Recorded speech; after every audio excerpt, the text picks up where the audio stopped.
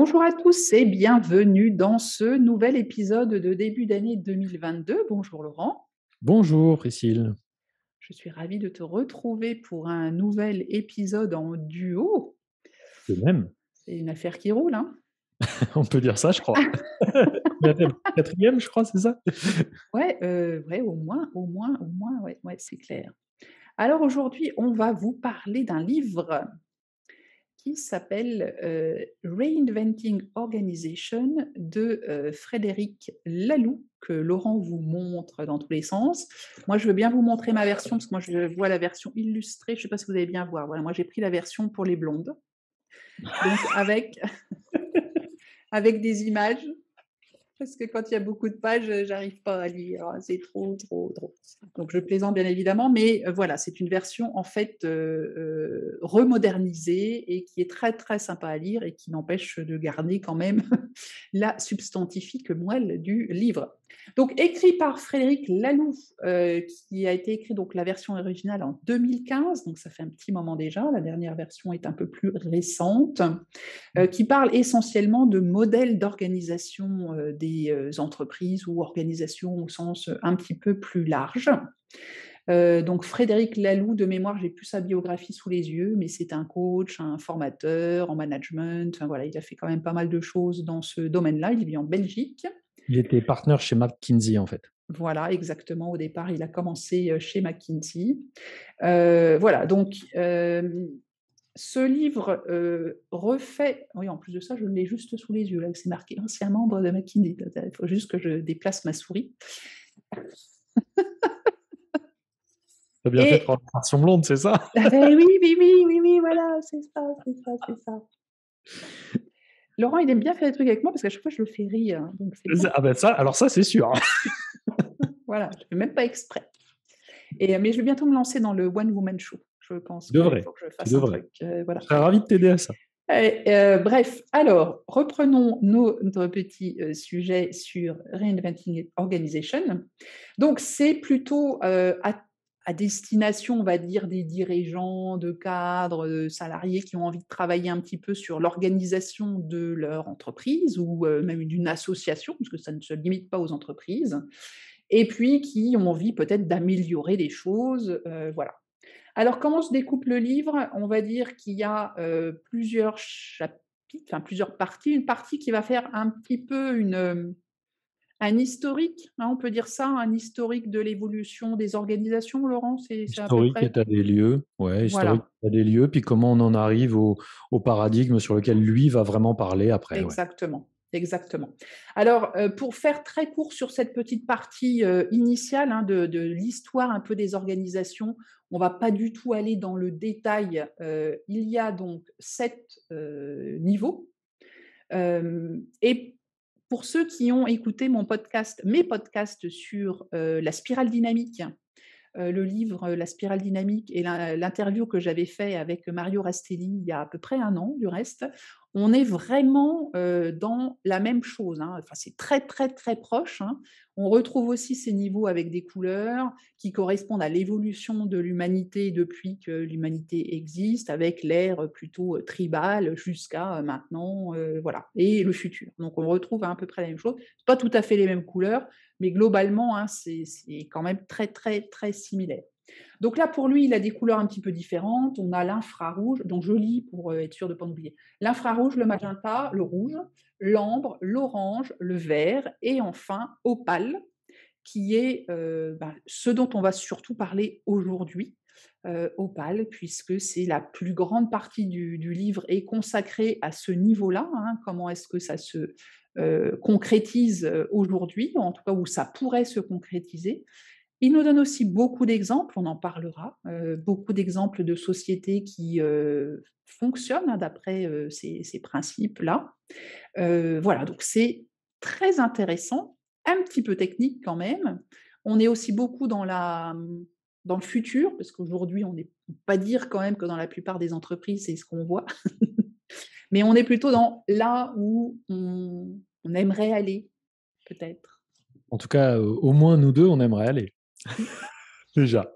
tout à fait. Alors Laurent, qu'est-ce que tu vas nous dire?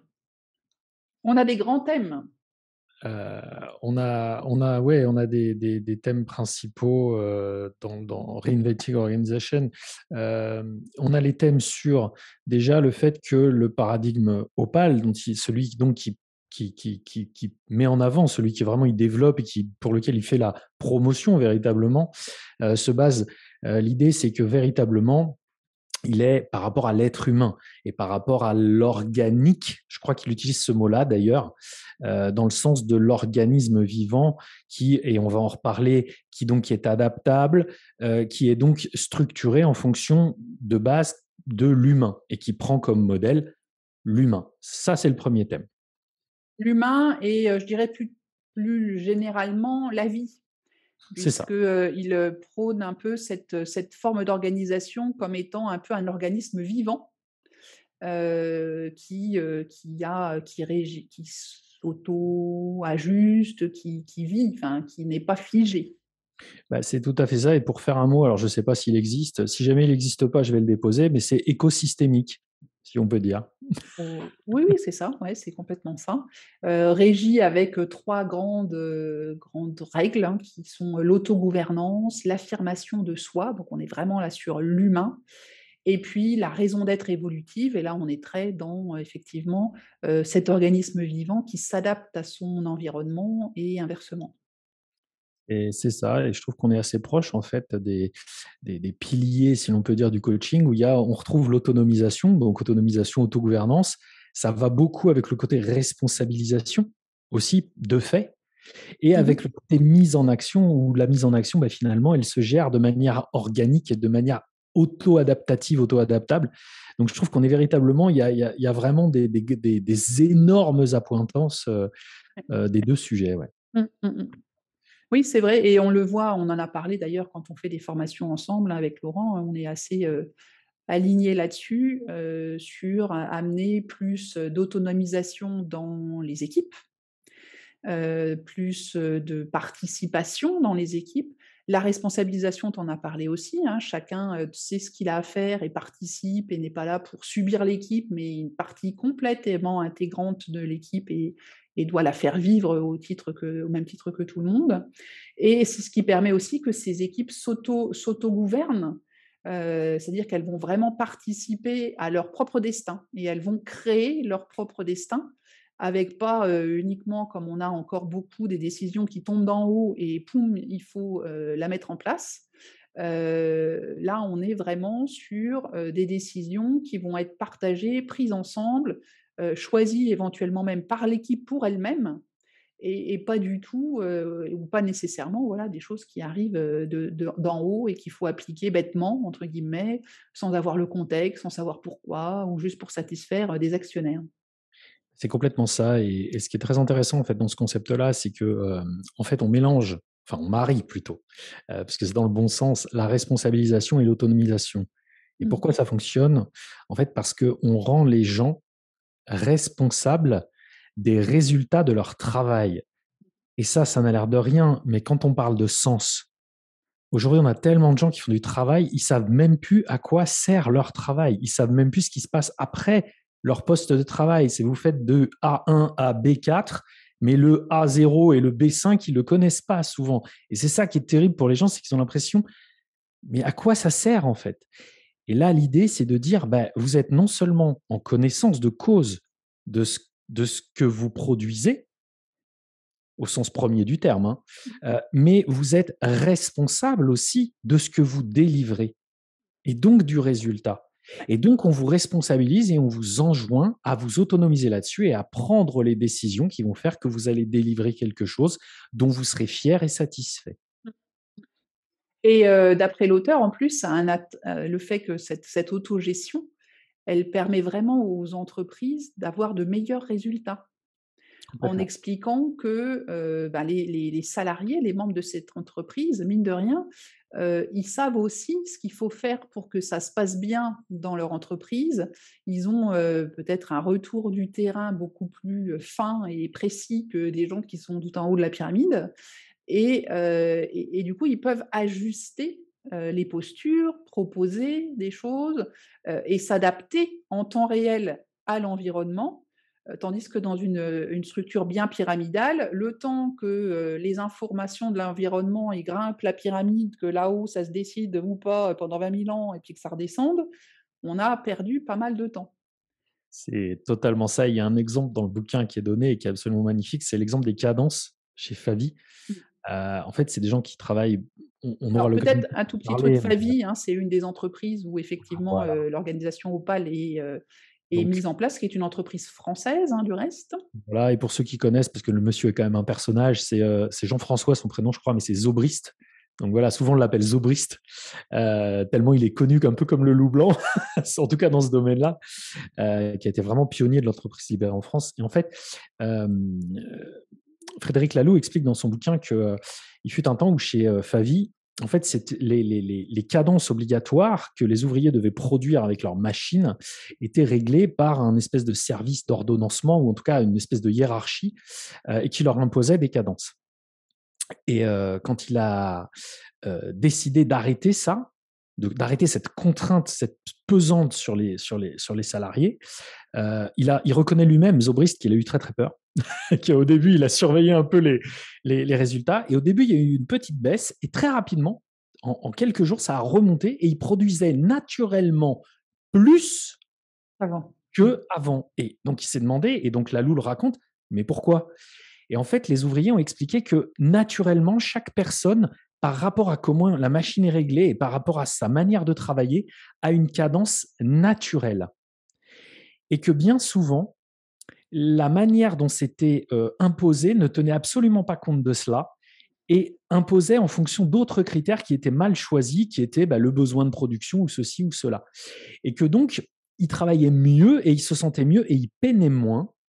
En plus, et ils se blessaient moins, ils avaient moins de tendinite ou de douleurs musculaires ou de choses comme ça, en travaillant à leur rythme naturel, qui était supérieur au rythme demandé. Oui, oui. Qui est Et magnifique. ça, cet exemple est très, très, très intéressant parce qu'effectivement, il s'auto-gérait et était plus performant. Et dans la même entreprise, je ne sais pas si tu te souviens, où ils expliquent à un moment une très grosse commande qui était arrivée, où il fallait travailler le week-end, le soir, et cetera, Mhm. qui avant, dans un environnement standard, aurait posé des grands sujets de délégation, de machin, de je vais aller voir les syndicats et j'en passais des meilleurs.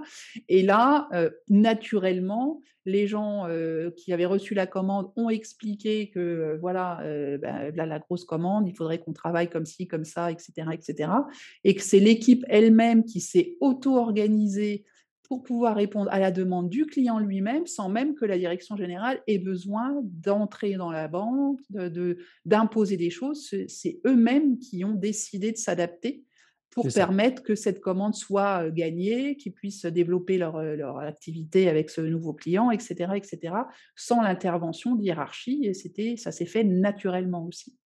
Et ça s'est fait d'autant plus naturellement qu'en fait, on leur a pas dit comment faire le job. Mmh. C'est-à-dire qu'on leur a dit: «Voilà ce qui nous tombe dessus» et on leur a posé la question: «Comment vous pensez qu'on peut le faire et est-ce qu'on peut le faire?» Parce que Mmh. finalement, les mieux placés pour le savoir, c'est quand même ceux qui produisent. C'est un peu ça.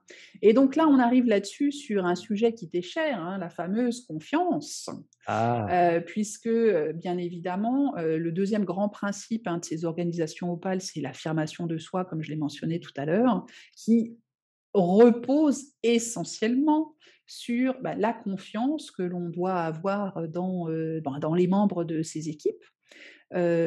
Confiance que, ils sont pas juste là pour, peigner la girafe, mais qu'ils sont aussi là pour, travailler, pour, faire que la et voilà, ça y est reparti, il est mort de rire. C'est l'expression. Je la connaissais pas, je la trouve Ah, tu magnifique. la connais pas celle-là? Où il Ah bah, m'en tu vois? est, ça vient. Peigner la girafe, mais j'en ai plein des comme ça, si tu veux, je pourrais te faire un petit recueil. Après, c'est un florilège, un florilège. Et donc du coup, mais ils sont plutôt là, ouais, pour faire avancer et ils le comprennent très, très bien parce qu'ils ne Mmh. sont pas benets non plus et c'est grâce à cette confiance justement que, les gens se réalisent. On en parle beaucoup en ce moment, hein, de créer la confiance pour assurer la sécurité psychologique dans les équipes, le droit à l'erreur, et cetera, et cetera. Lalou, lui, il en parle depuis très très longtemps. On n'a pas attendu d'avoir le Covid pour ça. Et ça permet aussi donc à chacun de savoir ce qui est acceptable pour lui, de se sentir libre d'être lui-même et pas d'être caché derrière un masque, hein, le masque du travailleur, et de rendre bien évidemment les environnements de travail un tout petit peu plus sympas, quoi. Bah, le sujet de la confiance, c'est toujours un sujet et ce qui est intéressant, c'est qu'on a tous je me mets dans le sas je me mets dans le paquet. C'est toujours plus facile pour chacun d'entre nous de dire à l'autre: «Tu as pas confiance en moi» ou de se dire, peut-être pas lui dire, mais de se dire: «On n'a pas confiance en moi» ou «On me fait pas confiance». Mais, regardons-nous à l'intérieur de nous et est-ce que nous déjà, on a confiance en nous? Déjà, sur certains sujets. Et avons-nous envie de prendre la responsabilisation sur certains sujets? Il y a le fait qu'on nous laisse l'opportunité, mais il y a le fait aussi qu'on la prenne, cette responsabilisation. Et pour qu'on la prenne, pour qu'on prenne cette responsabilisation, par définition, il faut qu'on ait la conscience et la confiance, je fais bien les distinguo entre les deux, qu'on peut le faire. Et quand au-dessus, on va avoir quelqu'un, même si on est beaucoup dans quelque chose de beaucoup plus flat, mais quand on va avoir quelqu'un qui va croire en nous et qui va nous faire comprendre et nous donner les moyens de faire et de prendre confiance, et au fur et à mesure, ça va se construire, mais qu'on nous donne la confiance a priori, bah, naturellement, on va avoir envie de faire bien. Alors oui, ça n'empêche pas qu'on fera des erreurs, bien entendu, on en fait tous. Que celui qui en a jamais fait me jette la première pierre, comme disait l'autre. Mais bien sûr, on en fera, mais on aura à cœur de les corriger et de ne pas les refaire. Et en fait, l'idée, c'est que lorsque tout le monde a la même conscience et la même confiance, et que l'objectif, par exemple, cette grosse commande, il est partagé, mais partagé au sens donné de manière transparente, et donc partagé avec tout le monde et que tout le monde peut y contribuer, bah, en fait, comme tu le disais, un, on ne peigne pas la girafe, je la reprends. Deux, bah, on va tous ramer dans le même sens parce qu'on a à cœur de. Et en ayant à cœur d'eux, bah, on a à cœur de quoi? Bah, de bien faire son job et d'être satisfait de soi-même. Et plus je vais être content de mon travail, plus je vais avoir confiance dans ma capacité à le faire, et plus j'ai confiance dans ma capacité à le faire, plus je prends confiance en moi, et on rentre, comme le dit à certains moments Frédéric Laloux sur pas mal de sujets, on rentre dans des cercles vertueux. Et c'est ce qu'on voit beaucoup dans l'autre exemple qu'il cite énormément dans son livre, hein, c'est la société Buurtzorg. Donc là, on est en Hollande, aux Pays-Bas, et c'est en fait une société, je crois qu'il y a 5000 personnes maintenant, Je ne saurais dire. ce sont des infirmières. Donc avant, il y avait un système de santé très cadencé, avec des groupements d'infirmières, etc., qui avaient tout un tas de choses à faire. Et puis, il y a une personne, alors je ne me souviens plus du nom de la personne qui a créé cette société-là, mais qui voilà, a dit, on va faire différemment. Et ce sont en fait des petits îlots, entre guillemets, d'infirmières qui sont en petits groupes un peu partout dans le pays, qui gèrent un peu leur tournée, qui gèrent tout un tas de choses auprès de leurs clients, et qui ont augmenté très fortement, on va dire, la productivité de l'infirmière, c'est-à-dire le nombre de visites, non pas avec des cadences infernales, mais en travaillant différemment, en écoutant beaucoup plus les patients. Donc, c'est-à-dire que s'il y a un patient qui a vraiment besoin qu'on reste 1 heure, bah, ça ne les dérange pas de rester 1 heure et pas 12 minutes 22 comme c'était chronométré avant et qu'on retrouve dans certaines maisons de retraite, par exemple, dont on parle beaucoup en ce moment. Je ne citerai pas le nom, mais et c'est partout pareil, hein, c'est pas que chez eux, mais voilà, et ils ont réussi à instaurer comme ça un climat de confiance, donc entre elles, ces infirmières, parce que c'est essentiellement des femmes, avec les patients, avec aussi le corps médical qui n'hésite pas du coup à leur donner, enfin à les recommander.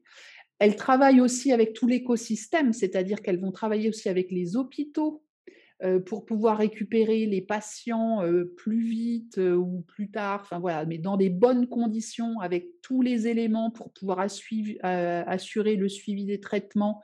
Elles s'auto-organisent entre elles pour les plannings, pour s'il y en a une, parce que c'est comme évidemment essentiellement des femmes, gérer les enfants, les bébés, les trucs, les machins qui sont toujours un peu compliqués, surtout quand ils sont petits. Elles s'auto-organisent et il n'y a pas de conflit et de choses compliquées. Elles ont même développé des nouvelles activités et le patron dit, je n'y pensais même pas, mais elles ont eu des idées d'aller au-delà de ce qu'elles faisaient. Et c'est au point qu'elles sont devenues, en tout cas en Hollande, la première entreprise d'infirmières, hein, Mmh. et que le patron, aujourd'hui, il va aider ses concurrents gratuitement à leur expliquer comment il a fait, quoi. Ouais, il fait du consulting gratuit à la Ouais, demande, et en fait, sa boîte s'autogère tellement bien qu'en fait, il est là comme coach et comme consultant de sa propre boîte d'abord, mais pas comme patron, parce qu'on n'a pas besoin de lui comme patron. Et ce qui est extraordinaire, c'est que du coup, ça lui laisse du temps pour sa mission et il considère que sa mission est plus importante que son entreprise.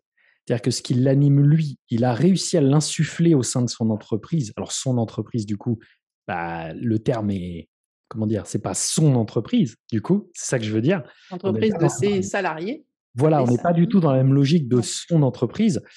Et ce qui est extraordinaire, c'est que donc il propose d'aller aider tous ses concurrents ou toutes les personnes qui veulent se lancer dans l'aventure en consulting, en leur disant bah, voilà comment j'ai fait, voilà comment par rapport à tel problème que vous m'exposez pour aider. Pourquoi? Parce qu'il considère que la mission est plus importante que sa position hégémonique de leader qu'il tient pourtant. Mmh, Et il complètement. se dit, mais s'il y en a un deuxième qui arrive et qui a à nouveau 5000 infirmières, bah, c'est juste que la mission le nécessitait. Oui, et on n'est pas là en plus dans le fait de se dire: «C'est moi le premier qui va avoir toutes les parts de marché et je vais gagner plus d'argent» et cetera. On est dans une démarche qui est plus, alors tu vas peut-être me dire que je suis un peu utopique, mais qui est plus déjà dans le bien-être des patients Et c'est ça. et dans le bien-être des salariés. Et quand tout le monde est dans cet état où ça se passe bien, où c'est fluide, où l'humain est là, et à des moments en plus quand on est malade, et cetera, où on a vraiment plus besoin encore que d'habitude d'être entouré et que le côté humain soit bien perçu, je trouve que c'est vraiment valorisant pour tout le monde et ça met vraiment en valeur une plus-value de fou, quoi, pour notamment pour les patients. Et les infirmières qui rejoignent, hein, parce que l'entreprise est en constante évolution, hein, elle grossit aussi, parce qu'il y a de plus en plus d'infirmières qui veulent rejoindre ce système de fonctionnement. Et c'est assez intéressant aussi quand il explique, voilà, elles peuvent développer des nouveaux services, elles font un petit peu entre groupes, elles se répartissent les tâches à l'intérieur en fonction de l'appétence de chacun. Mmh.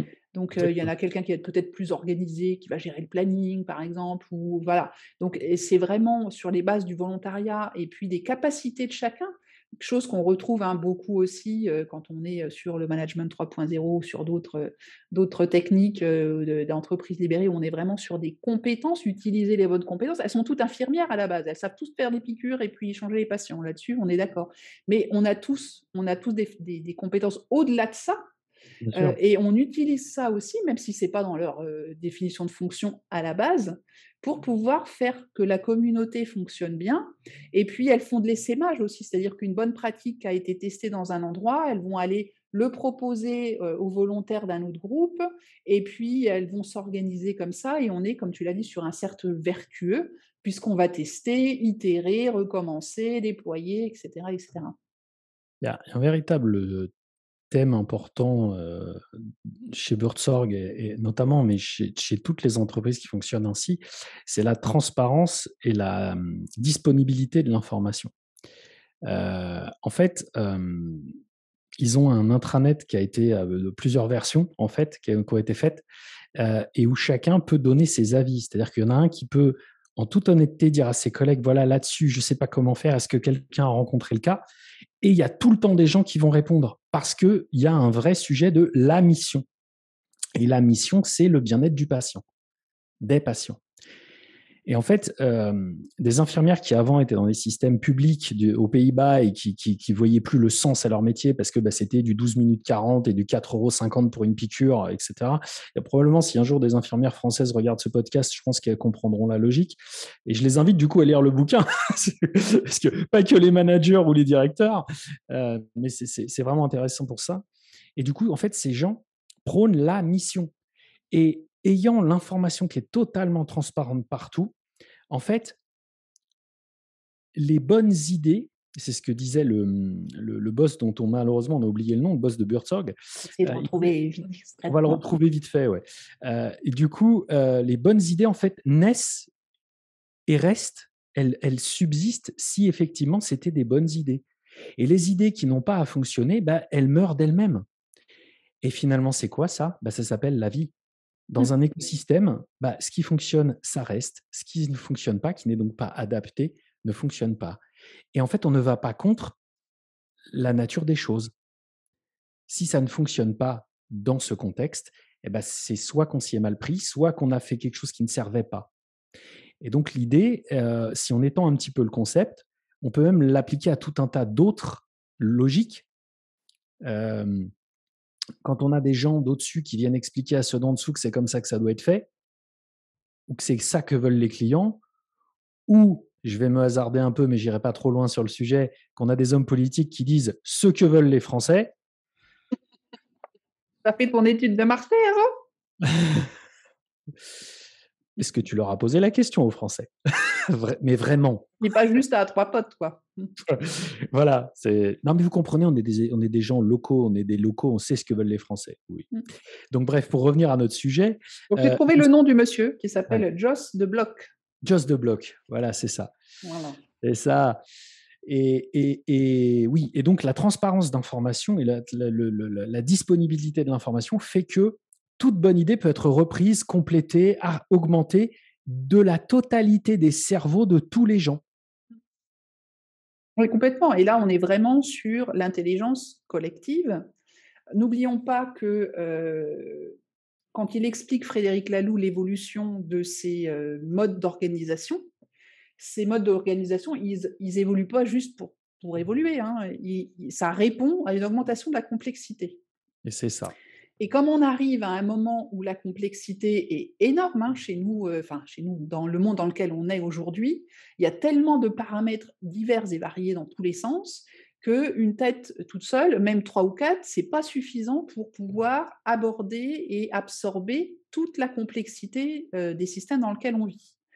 Et donc, plus on va se rapprocher des gens qui savent, parce qu'ils sont proches du terrain, parce qu'ils ont la compétence, plus on va ouvrir en fait le champ des discussions avec des personnes différentes, plus on va pouvoir mettre en lumière ces différentes complexités, s'appuyer sur des gens qui ont vraiment la connaissance et qui peuvent aider, et pas juste une tête pensante au-dessus qui, malgré tous les efforts qu'il pourrait faire, parce que le meilleur patron qui se mettrait à lire H24 toutes les nouvelles, à apprendre toutes les technologies, il n'existe pas malheureusement. Toute sa bonne foi.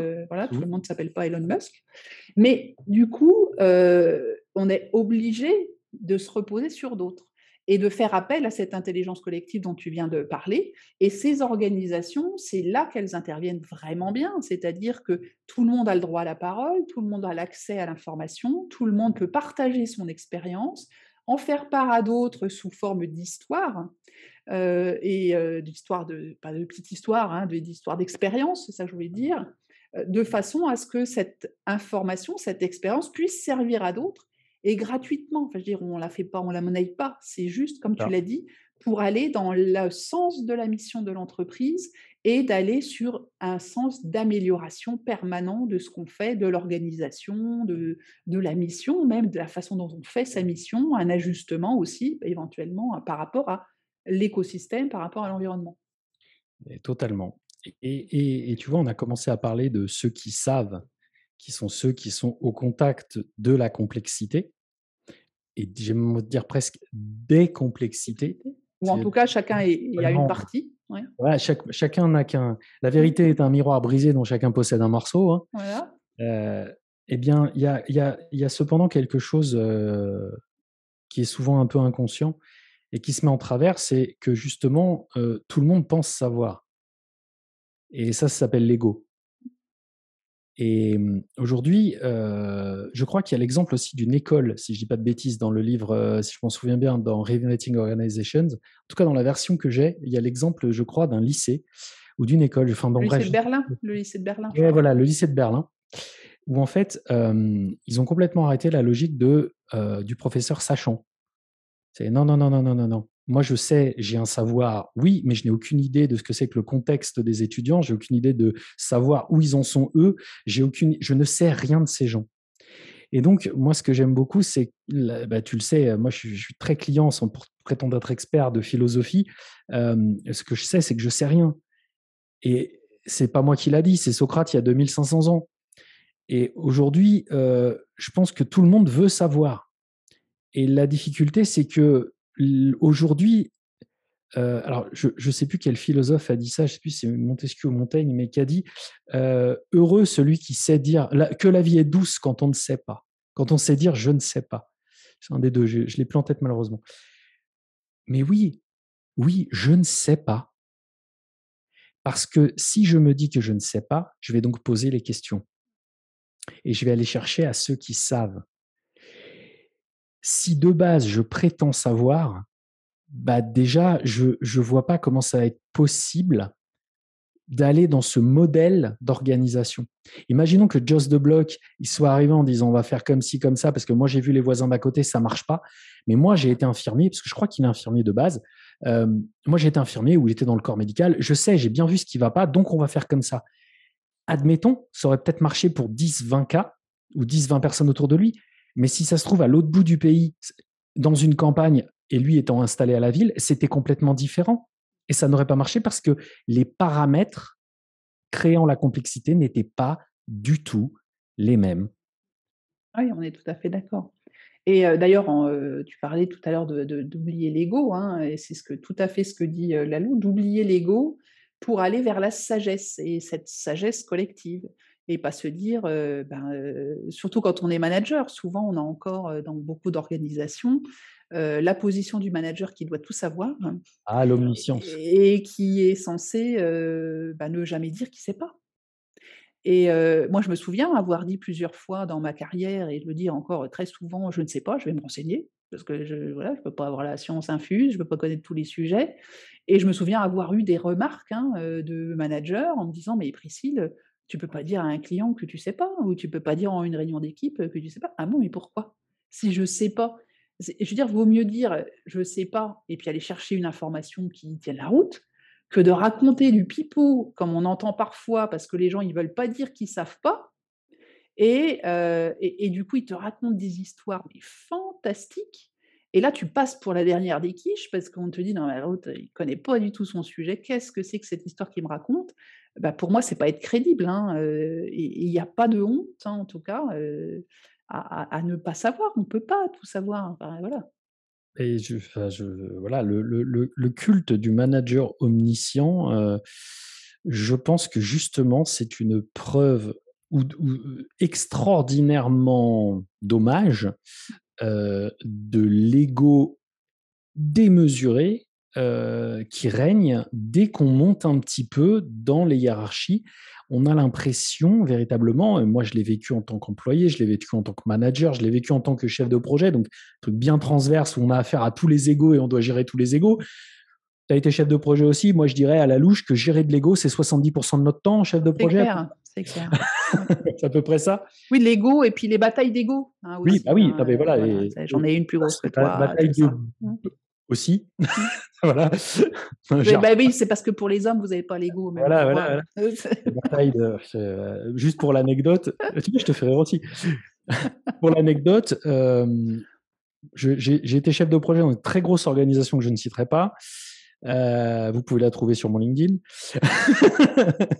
Euh, j'ai eu le cas où je faisais un comité de pilotage où j'ai invité le mec qui était donc 2 crans au-dessus de moi, le moyenne plus 2.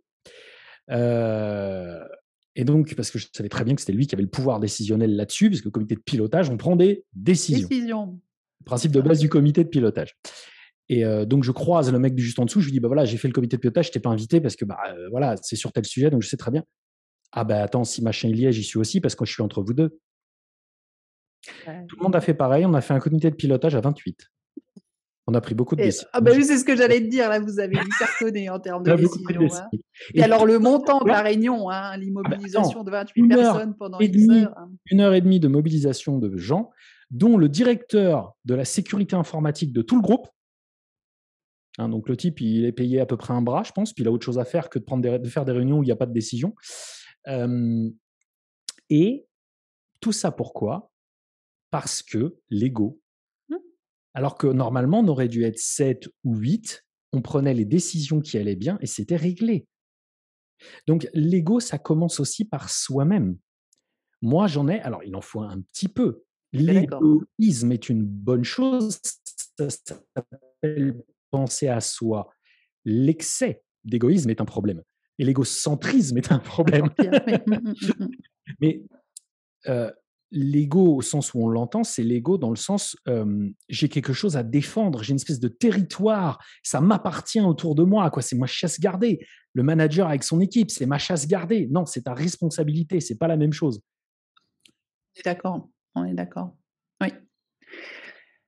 Donc là, on a balayé plein, plein de choses. On arrive à la fin de notre temps aussi, hein, Oh cher déjà? Laurent, parce qu'on avait dit une demi-heure, donc là, Le le temps on passe, arrive au bout. le temps passe. Qu'est-ce que tu pourrais dire, ou tu voudrais dire comme mot de la fin? Eh ben, regarde, je vais le faire simple. Lisez-le. Déjà, lisez-le et puis il serait temps qu'on y aille quand même, hein, pour le Oui. bien de tous, hein. Mmh. Ce serait bien qu'on y aille quand même, hein. Mais, alors moi j'irais plus loin que ça parce que le bien qu'on y aille, c'est qui? On, hein, tu on est un hein. Donc moi J'y œuvre j'aurais tous les jours. J'essaie en tout cas. Nous y œuvrons tous les jours. mais je pense qu'on peut, chacun à son niveau essayer d'œuvrer. Alors c'est vrai que quand on est, indépendant tout seul avec soi-même, ça va bien. Mais peut-être que si on intervient dans des entreprises, dans des associations, dans autre chose, on peut essayer de d'essaimer des petites graines, d'en parler autour de soi. Si on est manager et qu'on a une équipe, plus ou moins grande, on peut essayer de faire des petites choses parce qu'on peut pas tout on va pas révolutionner forcément toute l'entreprise, mais faut penser au petit colibri, hein, qui fait sa part, voilà, il met sa petite goutte. On peut Donc on faire peut des cours faire de management. exactement la même chose, auprès de nos équipes, hein, alors, après, on ne peut pas tout mettre en place, hein, si on est déjà dans une grosse machine très hiérarchisée, c'est moins facile. Mais on ne peut pas ne rien mettre en place. Il y a des choses qu'on peut tout à fait prendre, on peut tout à fait utiliser. Complètement. On parle hein, de ces organisations. Alors, ça, on en parle, si vous vous souvenez, un podcast que j'avais fait sur l'holacratie, enfin même deux d'ailleurs, sur l'holacratie, où Bernard-Marie Chiquet, qui était intervenu, puisqu'il est grand spécialiste sur le sujet en France, nous avait montré que même si on est dans une société, une entreprise hein, qui n'est pas du tout de la tête aux pieds en mode holacratie, on peut mettre quand même des petites choses en place au niveau de son équipe. Et là, on est exactement pareil. C'est Travailler ça. la confiance avec son équipe, aider les équipes à s'auto-responsabiliser, à s'auto-gérer. Il y a plein de choses qu'on peut faire malgré tout, même si on est dans une entreprise très structurée, on va dire, en termes classiques, très hiérarchisée, très pyramidale. On peut à son niveau, poser des petites pierres et puis qui vont, peut-être faire des émules. L'exemplarité est importante pour son équipe, mais elle est aussi importante pour ses pairs, hein. C'est-à-dire qu'entre managers, on peut échanger aussi des informations et on peut aussi comme ça, montrer des choses qui vont bien, créer, je sais pas moi, des lignes café pour expliquer ce qu'on a fait, ce qu'on a mis en place dans son équipe et qui marche très, très bien. Et puis ça, encore une fois, ça sera les gens de l'équipe qui en parleront le mieux. Donc ne pas hésiter à les mettre en avant et à leur, demander, ce qu'ils en pensent, quelles expériences et partager avec les autres puisque c'est eux, au quotidien, qui vont le vivre et qui vont pouvoir, peut-être en parler autour d'eux et petit à petit, Si roue vertueuse. si comme moi, vous avez la chance de donner quelques cours de management aussi, planter des graines pour la nouvelle génération qui est généralement très demandeuse de ces principes qui sont respectueux de l'humain, tout simplement, et qui sont, eux, un peu perdus entre 2 mondes, entre un monde, où ils voient leurs parents et un monde où eux, ils rentrent sur le travail et ils comprennent bien que, bah, ça va plus du tout, ça colle pas, ils sont un peu perdus là-dedans. Si on veut pas les désabuser tout de suite, leur montrer que c'est quand même possible. Moi, je sais que ce livre-là, honnêtement, quand je l'ai découvert et que je l'ai lu, j'avoue que ça m'a quand même donné pas mal d'espoir, hein. Je me suis dit: «Ah oui, il y a quand même des gens qui font ça». Je En gros, c'est un peu, j'en avais entendu parler, mais je savais pas que vraiment ça, et ça m'a donné beaucoup d'espoir en fait, ce bouquin, dans la possibilité qu'on puisse réellement faire autrement et que ça fonctionne. Ouais, ouais, complètement. Alors, on n'est pas rentré dans les détails justement des conditions d'application, parce qu'il y en a plein et là, on ferait 1 heure et demie de podcast. Donc, on vous invite vraiment Plus. à lire le livre, hein, mais la première condition déjà, c'est que, la tête de l'entreprise soit convaincue, du bien-être, enfin de la possibilité de pouvoir, enfin de mettre ça en place, hein, qu'ils aient cette chose-là, si on veut mettre toute l'entreprise, en alignement avec ce genre de pensée. C'est aussi un mindset, hein, c'est un état d'esprit au-delà d'une technique ou quelque chose comme ça. Il faut le vivre vraiment de l'intérieur. Comme on a dit, c'est un organisme vivant, donc c'est pas un truc qu'on vient coller, c'est vraiment chacun qui incarne ça et on l'incarne déjà par son état d'esprit, Pas mieux. pas mieux. Bon, voilà, donc lisez-le, hein, Reinventing Organization, pour organisation, si vous voulez le lire comme ça, parce que c'est un livre en français, mais qui a un titre anglais et de, Frédéric Laloux. Donc, version pour les blondes, hein, illustrée, Et version, version pour sans je sais pas images qui, mais pour, sans image. Pour je sais pas qui, mais sans image. mais il est déjà bien gros, hein, mais il est très bien. Enfin moi j'ai beaucoup aimé la version, illustrée. C'était la première fois que je lisais un livre comme ça, sur la partie illustrée. Je trouvais très bien et des petites images en plus, qui expliquaient vraiment bien, la synthèse du texte. Donc plutôt pas mal. Bon après ça fait quand même 150-200 pages, hein, mais c'est quand même un peu moins lourd que les 400 et quelques pages, de l'autre version et Il ça parle vous de donnera quand même plus qu'une bonne idée de, ce dont parle, Frédéric Laloux et qu'on retrouve, on l'a dit tout à l'heure, un management 3.0, on le retrouve, dans la théorie U, on le retrouve, holacratie, sociocratie aussi, il y a des choses qui sont assez communes. Voilà, tout ça, œuvre dans le sens de il y a d'autres types d'organisations qui peuvent fonctionner, qui fonctionnent très, très bien et qui permettent à chacun de trouver du sens dans son travail et d'être heureux au travail. Ça existe et c'est possible. Voilà. Merci Laurent pour, m'avoir, aidé à faire une petite synthèse sur, ce livre Avec et plaisir. puis, bah, merci à tous ceux qui nous ont écoutés, regardés et puis Laurent, bah, on se retrouve, bientôt dans un autre sujet. On n'a pas encore défini lequel, mais on va trouver. Je suis pas inquiet. Merci à tous. Bye bye. Ciao.